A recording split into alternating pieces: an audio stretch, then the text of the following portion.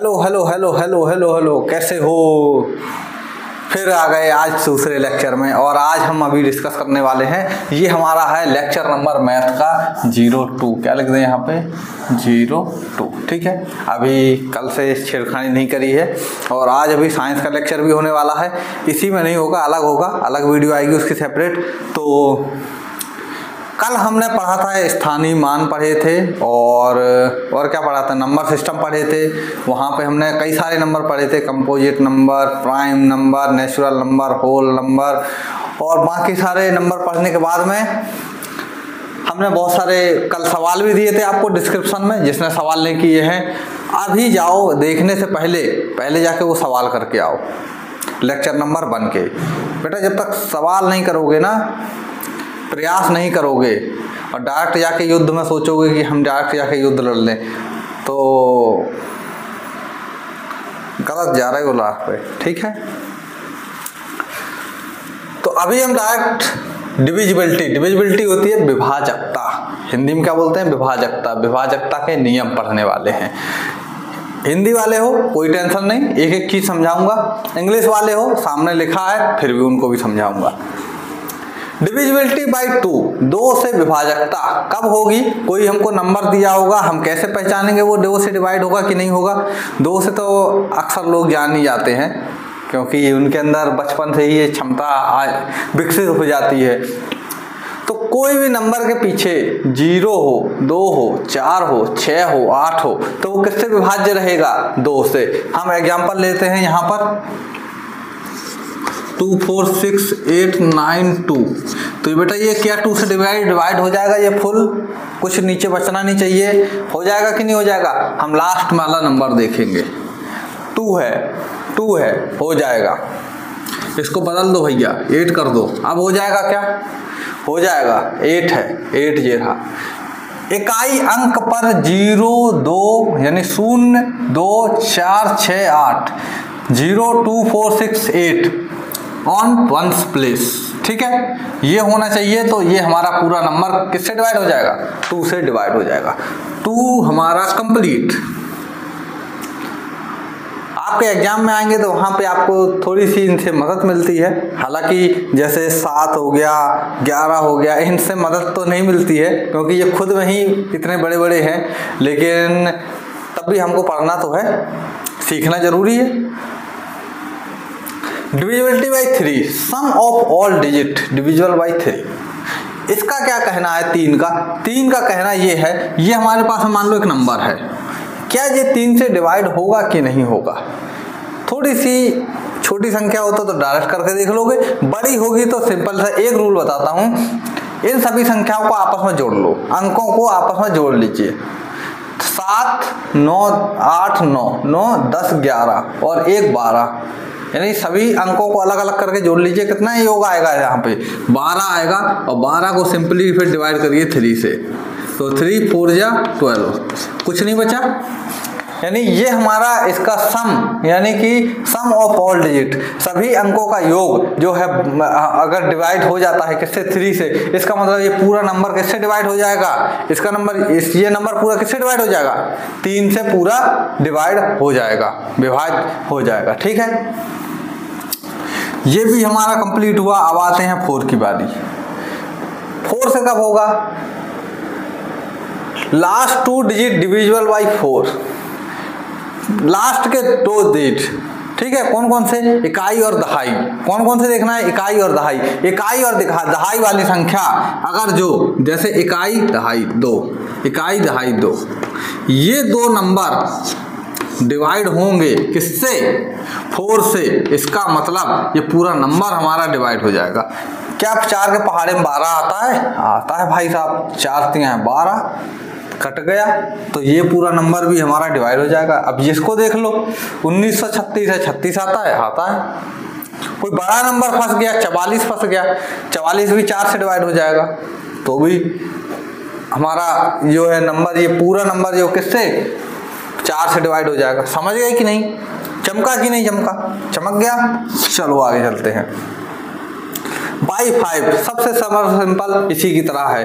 Last में क्या होना चाहिए? 0 हो या 5 हो, बड़े सिंपल से रूल है, 0 हो या 5 हो, इसका मतलब कौन सी संख्या पर, इकाई अंक पर, यानी वंस प्लेस पर 5 से अगर डिवाइड होगा तो उसके लिए क्या क्या होना चाहिए, 0 या 5। कुछ एग्जाम्पल बता दीजिए भैया जी, मजा आ जाता। ले लो एग्जाम्पल, 50 ले लो, 55 ले लो, 555 सांप बन गया, ठीक है।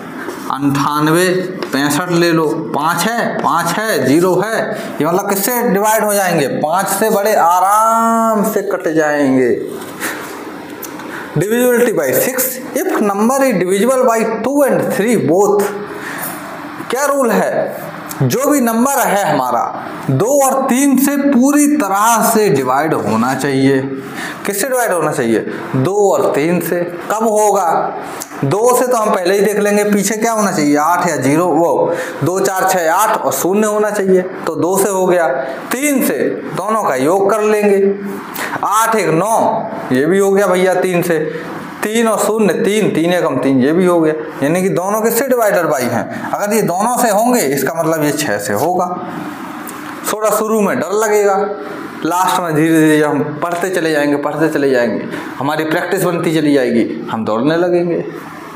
अभी से सोचो कि मैं डायरेक्ट एक पहली सीढ़ी ना चढ़ूं, डायरेक्ट मैं 8वीं सीढ़ी चढ़ जाऊं, पॉसिबल है क्या? अरे खुद से सोचो, पॉसिबल है क्या? नहीं है। पहली सीढ़ी कोई चढ़ना नहीं चाहता। अरे जब पहली नहीं चढ़ोगे तो दद्दा दूसरी पे कैसे पहुंचोगे?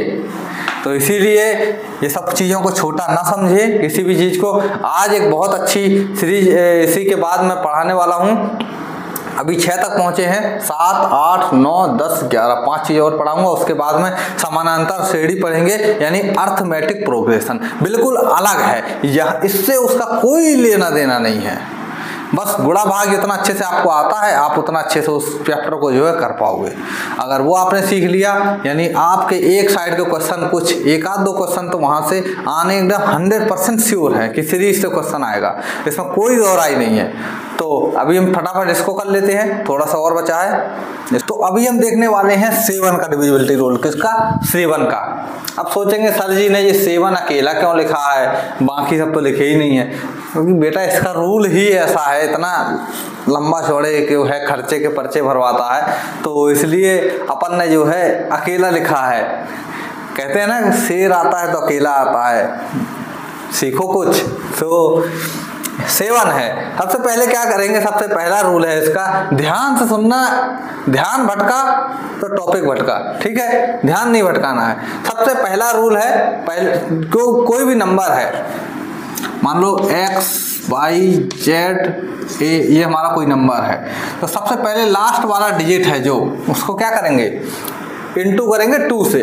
किससे इंटू करेंगे? 2 से इंटू करेंगे, इंटू 2। जो भी आएगा ये बचे हुए में से घटा देंगे, जो भी आएगा उसमें बचे हुए में से घटा देंगे। अगर वो जो भी आया, अगर वो डिवाइड होगा किससे, 7 से, तो फिर हमारा जो है नंबर किससे, 7 से डिवाइड हो जाएगा पूरा।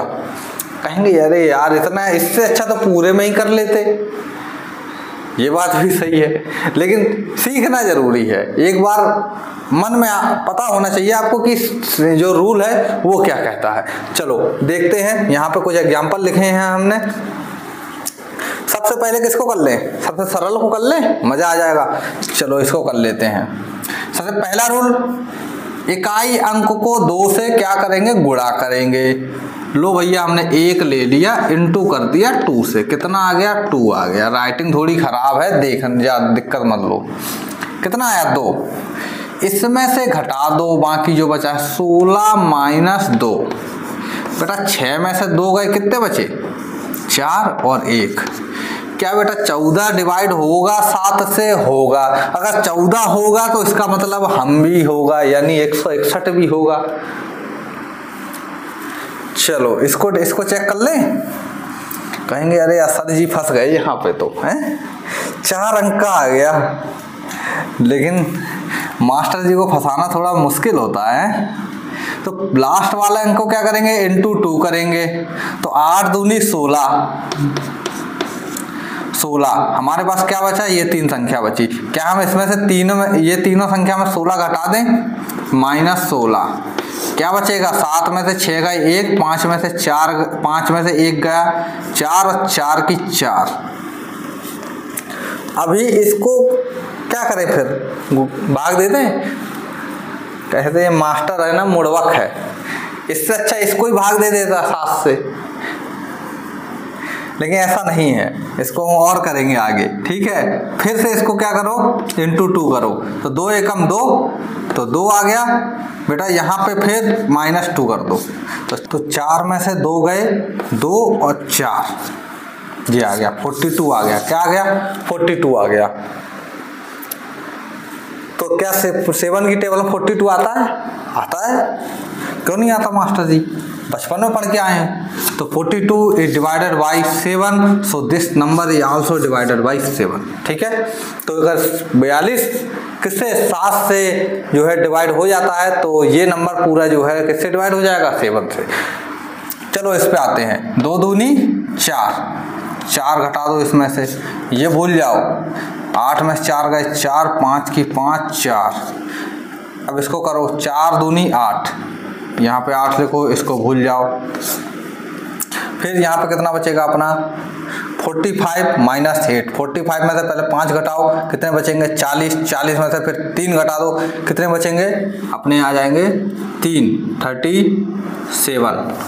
क्या 37 आता है? नहीं आता भाई साहब, ये भी डिवाइड नहीं होगा, यानी 7 से ये डिवाइड नहीं होगा तो ये भी नहीं होगा।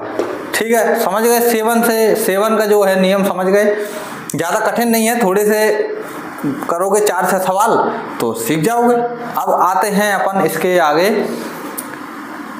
8, 9, 10, 11, थोड़ा सा और झेल लो, लेकिन यही चीज़ आज थोड़ी सी मेहनत करोगे, देखोगे, थोड़ा सोचोगे कि इस चीज़ पर फोकस कर ले, तो बाद में जो है सहूलियत अच्छी मिलेगी।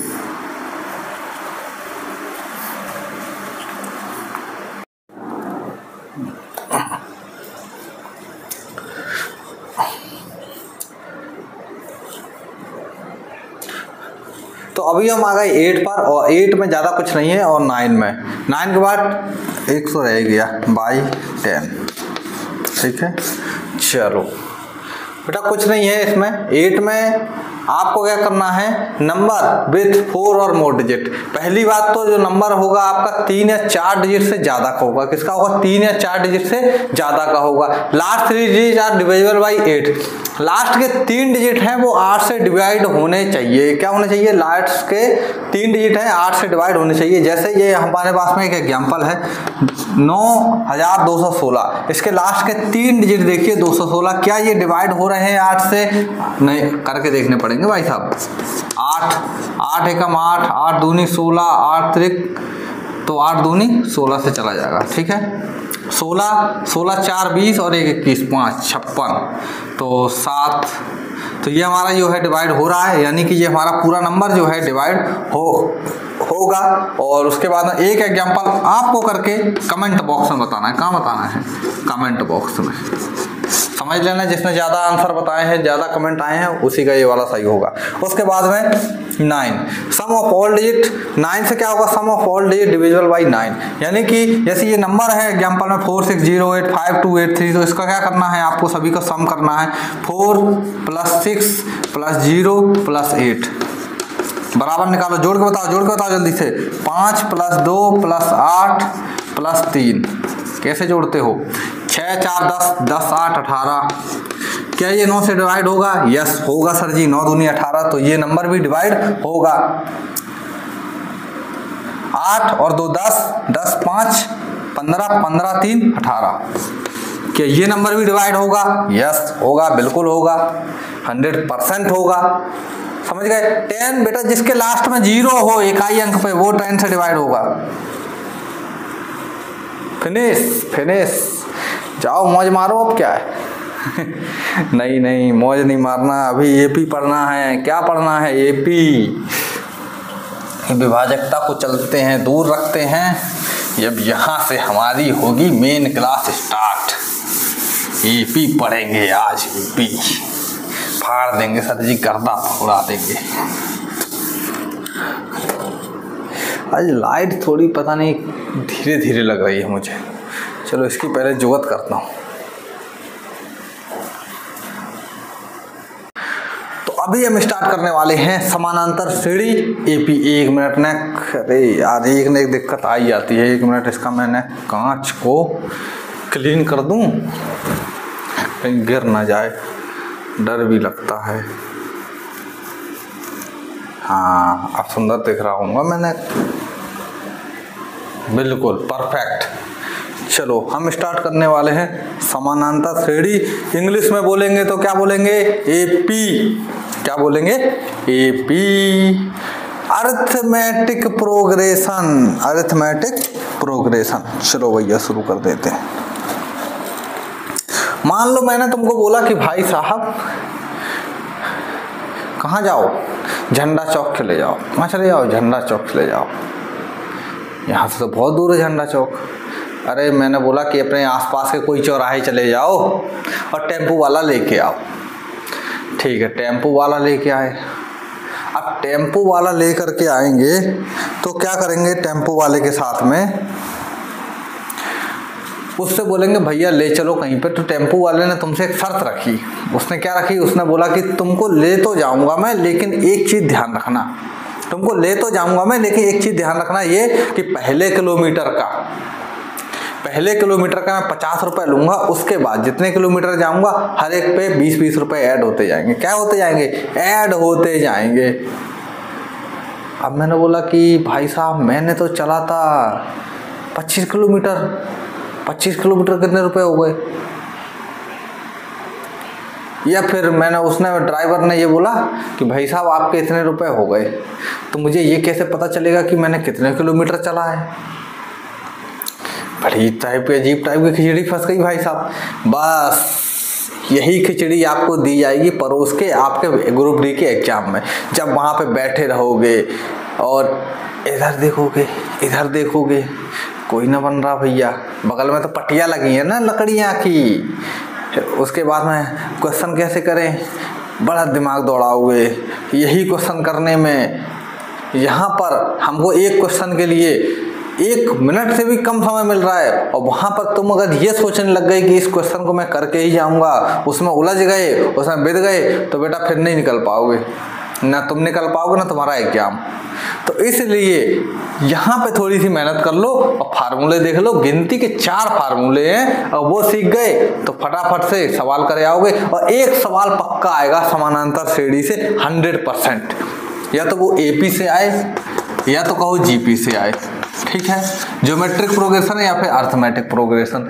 एपी से ज्यादातर मैं मान सकता हूं कि आएगा, क्योंकि एपी जो है अपने 10th क्लास का टॉपिक है और जीपी जो है थोड़ा एडवांस लेवल वाला है।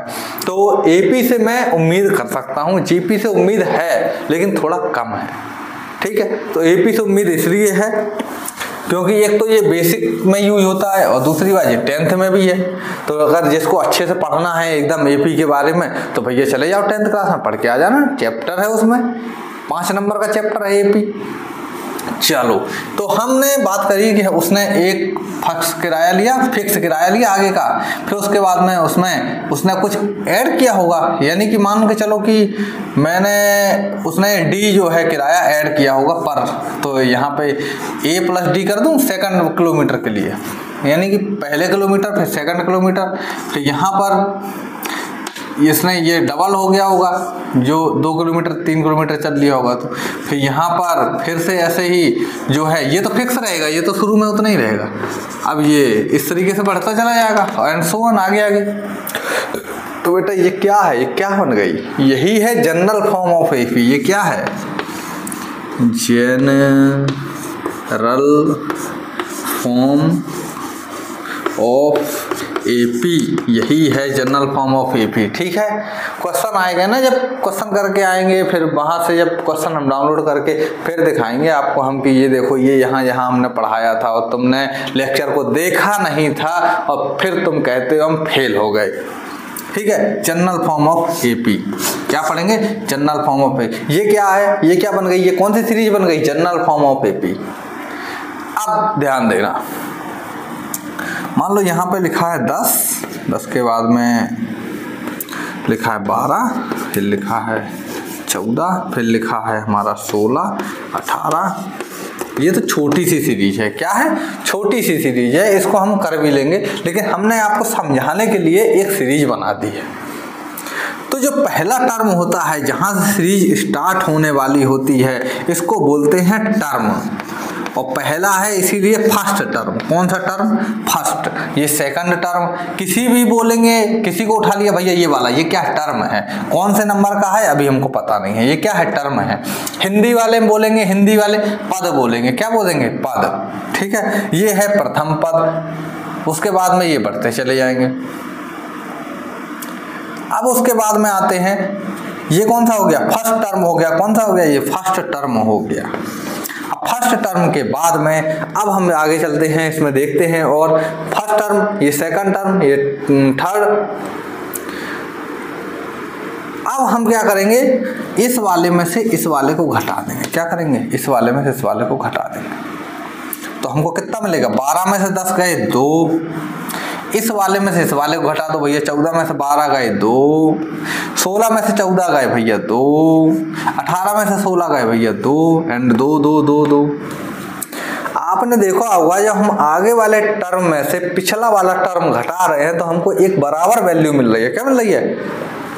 एक बराबर वैल्यू मिल रही है। तो that is nothing but is a common difference, सार अंतर। हिंदी वालों इसको बोलते हैं कॉमन डिफरेंस। Common difference.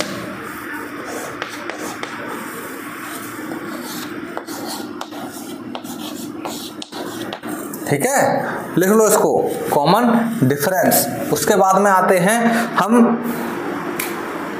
ये हमारे पद हो गए, टर्म हो गए, टर्म फर्स्ट टर्म, एंड ये हो गया हमारा कॉमन डिफरेंस। कॉमन डिफरेंस का फार्मूला अगर लिखना है तो लिख लो, ए एन यानी कोई भी पद हमने ले लिया, एन यानी तीसरा, ए एन चौथा, कोई भी ले लिया। ठीक है, हमने कोई भी ले लिया तो हमने पहले तो देखो, पहला लेंगे तो A1, दूसरा लेंगे तो A2, तीसरा लेंगे तो थर्ड, फोर्थ लेंगे तो A4, 5 लेंगे तो A5। कोई भी आगे जाके 1000वां पद ले लिया, 1,00,000वां पद ले लिया, 1,00,000वां टर्म ले लिया, नहीं तो हम क्या लिखेंगे? AN लिख देते हैं भैया, जो तुमको अच्छा लगे वो ले लेना। हमने तो N लिख दिया। क्या लिख दिया? N। किसी भी जिसको हमको लेना था उसको ले लिया। मान लो चलो हमने AN3 ले लिया, A3 ले लिया, माइनस क्या करेंगे? एक पिछला करेंगे यानी A2 को करेंगे, तो A3 माइनस A2 को यहाँ पे हम 3 - 1 लिख दें, यानी एक पिछला ही तो है। हमने यहाँ पे 3 की जगह क्या मान लिया? N, तो हम यहाँ N लिख दें, तो हम -AN - 1 लिख दें। इसी को बोलते हैं, क्या बोलते हैं इसको बच्चों? इसी को बोलते हैं कॉमन डिफरेंस। देखिए ज़्यादा अच्छी राइटिंग तो मेरी नहीं आती है, लेकिन कोशिश करता रहता हूँ। ठीक है, इसी को क्या बोलते हैं? कॉमन डिफरेंस बोलते हैं। समझ में आया? तो ये क्या है? कॉमन डिफरेंस आ गया हमारा। उसके बाद में AN - 1, यानी कि ये एक टर्म उसके पिछला वाला उसमें से घटा देंगे तो हमको यहाँ पर क्या मिल जाएगा? क्या मिल जाएगा? ये हमको मिल जाएगा यहाँ पर कॉमन डिफरेंस, जिसको हम हिंदी में बोलते हैं सार अंतर। समझ गए? इतना समझ गए कि नहीं? नहीं समझे हो तो दोबारा इसको फिर से बैक करके देख लेना। ठीक है, हमारे पास में पहला फर्स्ट टर्म आ गया, दूसरा कॉमन डिफरेंस आ गया, तीसरा जनरल फॉर्म ऑफ AP आ गया। अभी कोई दिक्कत है क्या? नहीं है। अब हम चलते हैं आगे की ओर, और अभी हम देखते हैं इसमें कि एक चीज देखना बाकी है। अब हम nth नंबर का देखेंगे। ठीक है, चलो भाई साहब, ये है हमारे पास में समानांतर श्रेणी का nth टर्म का फार्मूला। क्या होती है nth टर्म? पहले तो इस चीज को जान लेते हैं, क्या होती है nth टर्म? nth टर्म वह टर्म होती है जहां से हम सोचते हैं कि ये मान लीजिए हम 10 टर्म आगे गए, 15 टर्म आगे गए, 50 टर्म आगे गए, 60 टर्म आगे गए, 1000 टर्म आगे गए, तो उस टर्म पर, उस पार्टिकुलर टर्म पर आपकी वैल्यू कितनी होगी, उसी को बोलते हैं nth टर्म। पांचवें पद पर आपकी वैल्यू कितनी है, यानी कि nth क्या हो जाएगा, 5 हो जाएगा। तो इसका जो फार्मूला होता है a का, उसमें हम फर्स्ट टर्म को जोड़ेंगे a प्लस, ठीक है, first term a plus n-1 यानी कि जितने भी आपको पद जो निकालना है उसमें से एक को घटा देंगे n-1 और कोष्टक के अंदर फिर t। आपको ये फार्मूला ऐसे ही याद होना चाहिए। रात में कोई लपड़ मार के पूछे आपको ये फार्मूला, तो एकदम मुंह से एकदम यही फार्मूला जो है निकलना चाहिए। तो इस तरीके से ये फार्मूला याद कर लीजिए, नहीं तो ये क्वेश्चन जो है छूट जाएगा और एक नंबर से आप जो है चूक जाएंगे। तो एक नंबर से ना चूकें, इसलिए ये फार्मूले को याद कर लें। और nth टर्म का फार्मूला होता है a प्लस n-t। क्या होता है, a प्लस n-t। d क्या है, कॉमन डिफरेंस है, पहले बता दिया था। अब चलो कुछ सवालों की ओर चलते हैं और करते हैं, देखते हैं किसमें है कितना है दम। ठीक है, ये हमारे पास में AP है 2, 7, 12। पहली चीज क्या देखोगे, पहला टर्म कौन सा है, नजर मारो, घुमाओ नजर।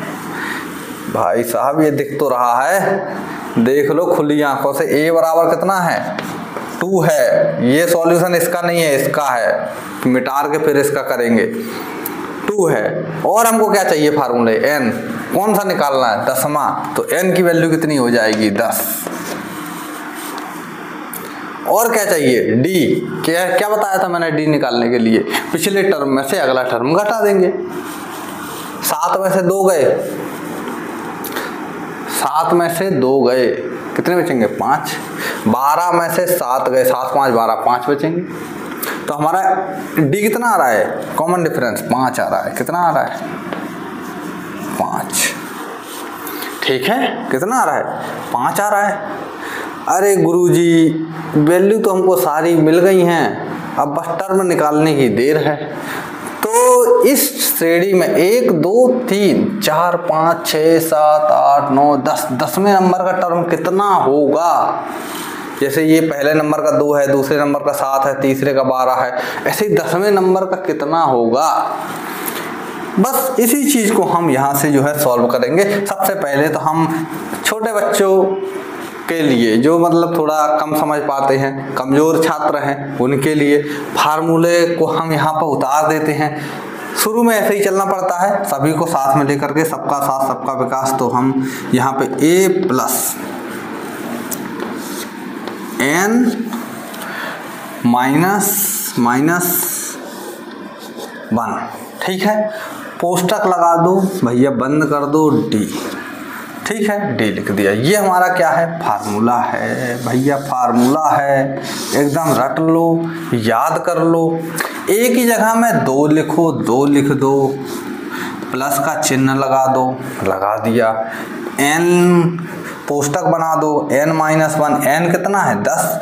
10 में से 1 घटाना है, 10 माइनस 1। फिर यहाँ पे d कितना है, 5 है भैया, 5। कई बच्चे अटक जाते हैं ऐसे छोटू मोटू से, चाहे तो इसमें इसका गुणा कर लो पहले, चाहे इसमें कर लो फिर घटा लो, चाहे पहले ही घटा के फिर गुणा कर लो, कोई दिक्कत नहीं है।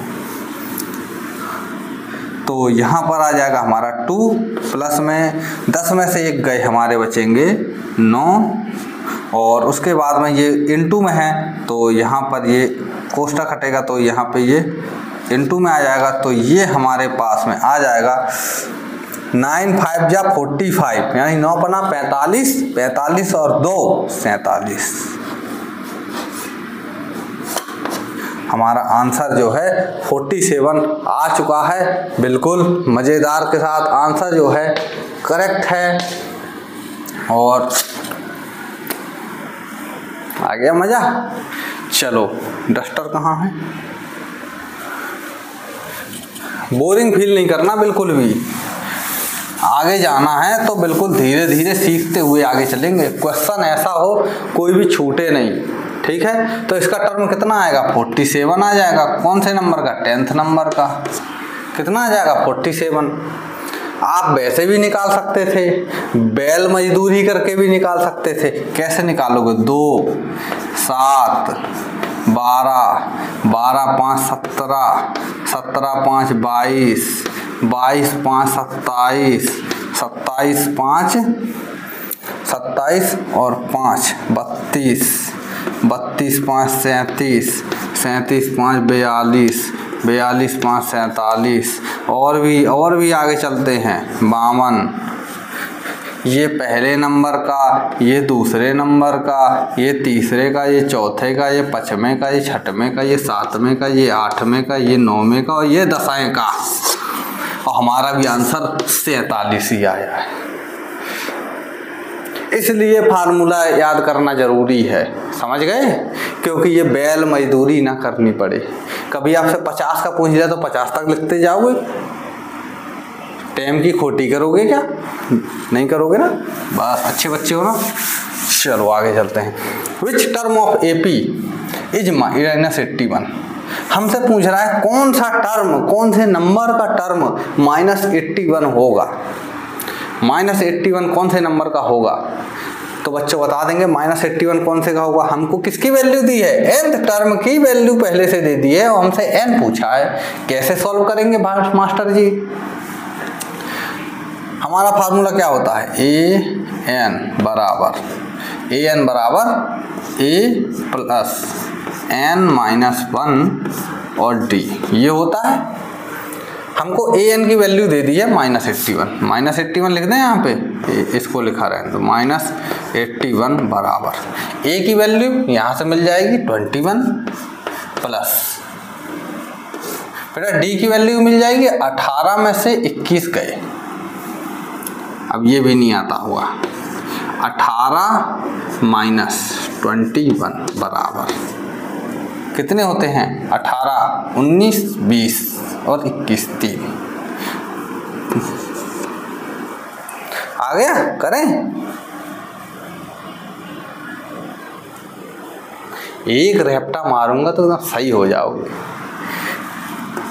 ये कौन लगाएगा? ठीक है। फिर उसके बाद में आ जाएगा, यहां पर हमारा n-1 ही रहेगा, -3 रखेंगे, कोष्टक में बंद कर देंगे। ठीक है? ठीक मास्टर जी। इस वैल्यू को, ये पॉजिटिव में है, प्लस में है, कुछ नहीं लगाया आगे, इसको ले आओ इधर ले आएंगे तो ये माइनस में हो जाएगी। तो -81 -21 बराबर n-1 कोष्टक के अंदर -3 से इसका इंटू। ठीक, माइनस माइनस की वैल्यू है, दोनों को जोड़ देंगे तो 1 1 2 8 और 9 10 102। कितनी हो गई? 102। ठीक, अब चलते हैं आगे। -3 में n का गुणा करेंगे तो हमारे पास में आ जाएगा -3n, माइनस माइनस प्लस 3 बन जा 3। ठीक, इसको ले जाओ इधर तो ये भी माइनस में जाएगी, प्लस वाली भी माइनस में जाएगी। That's 102 plus 3 equal to 105। कितनी हो जाएगी? यहाँ पे लिख दें -105 बराबर -3n। ठीक है। अब बेटा ये माइनस से माइनस कट जाएगा यानी प्लस हो जाएगा। n अकेला है, इनटू में है, किससे इनटू में है? 3 से। तो इनटू वाला जब यहाँ पे गुणा वाला जब उधर जाएगा तो किस में जाएगा? भाग में जाएगा। किस में जाएगा? भाग। याद करते जाओ जिसको नहीं आता, भाग में जाएगा। अब हमको पता है, अब आया, अब देखो डिविजिबिलिटी जो पढ़ाए थे, डिविजिबिलिटी पढ़ाए थे भी निकल गई। ये डिवाइड होगा 3 से कि नहीं होगा, पूरा यही फैसला कर लो, आगे जाके टाइम खोटी ना करनी पड़े। तो इसको पूरे तीनों अंक को जोड़ दो। 3 के विभाजकता का नियम क्या कहता है कि सभी अंकों को जोड़िए, अगर वो 3 से डिवाइड हो रहे हैं इसका मतलब पूरी संख्या हमारी डिवाइड हो रही है। 5 और 1 6, 6 3 से आराम से हो जाएगा, तो मतलब ये पूरी संख्या 3 से डिवाइड हो जाएगी। यहाँ पर देखो n को हम यहीं पर रखेंगे, 3 को हम उधर ले जाएं तो बटे में जाएगा, तो बटे में हमने 3 लिख दिया। 3 एकम 3, 3 त्रिकाई 9, बेटा 9 और 1 बचा तो 1 इसमें डंडा खिंच जाएगा 1 का, तो 3 बचे 15। तो हमारे पास में n इक्वल टू कितना आ गया 35। ठीक है, कहेंगे मास्टर जी आज बड़ा धीरे धीरे पढ़ा रहे हो। बेटा ये सिर के ऊपर से चला जाता है n 18 और ये क्या नाम है d, इसलिए मास्टर जी आज धीरे धीरे पढ़ा रहे हैं। ऐसा मत सोचना कि स्पीड आज धीरे क्यों है। ठीक है, अभी समझ में आ गया। अभी तो ये कुछ भी नहीं है, अभी सवाल पे सवाल दे के मारूंगा ना तभी मजा आएगा। अभी देता हूँ, अभी आपको आज होमवर्क दूंगा, घर से करके लाना है। ठीक है, अभी लिख के देता हूँ। अभी तो ये कुछ भी नहीं है, टेलर है ये टेलर। अभी जो सवाल तुम्हारे किताब में आएंगे ना, वो जो तुम्हारे एग्जाम में आएंगे वो दूंगा। इतना समझ में आया कि नहीं आया? आ गया हो तो अच्छी बात है, नहीं तो कल फिर समझाएंगे। लेक्चर यहीं पे ख़त्म होता है और होमवर्क और देखते जाओ, होमवर्क लेते जाओ। घर से क्या करोगे बैठे बैठे? तो बेटा ये होमवर्क है, इसको नोट डाउन कर लो। How many 2 digit number are divisible by 3? कितने ऐसे 2 डिजिट के 2 अंकों के कितने नंबर हैं जो कि 3 से विभाज्य हो जाएंगे, यानी कि 3 से उनका पूरा भाग लग जाएगा, नीचे कुछ नहीं बचेगा। कितने ऐसे 2 डिजिट के नंबर हैं? ठीक है, find 20 term from the last term of the AP. आपको 20वें नंबर का टर्म बताना है। अगर ये आपकी एपी है, ये लास्ट टर्म ये दिया हुआ है, कौन सा है ये लास्ट टर्म ये है, आपको 20 नंबर का टर्म बताना है, एपी का कितना होगा। ठीक है, which term of the AP is 78? कौन से नंबर का टर्म जो है 78 होगा, ये आपको इस एपी से बताना है। अब ये 3 सवाल हैं, आपको ये कमेंट में बता दो इनका आंसर, चाहे आप कल करके आओ, कल मैं फिर इनको यहाँ पे हम जो है इसको डिस्कस करेंगे। तब तक के लिए बाय बाय, आराम से जाओ, मौज करो, मस्ती करो, सो जाओ।